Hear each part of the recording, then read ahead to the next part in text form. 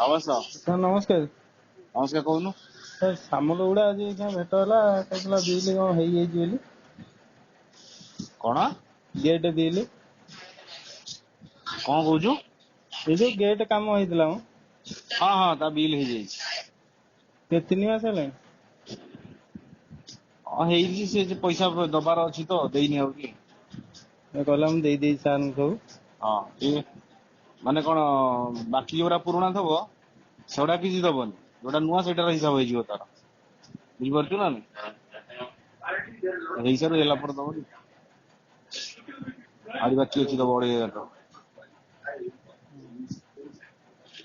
ତୋର କେତେ ଟଙ୍କା ଥିଲା କି ପାଇବାର? ଆଉ ମୋର ସେ କହୁଥିଲେ ତ, କାମ କଲେ ପଇସା ଯାହା ହବ ଅଧା ହାତ ନବା।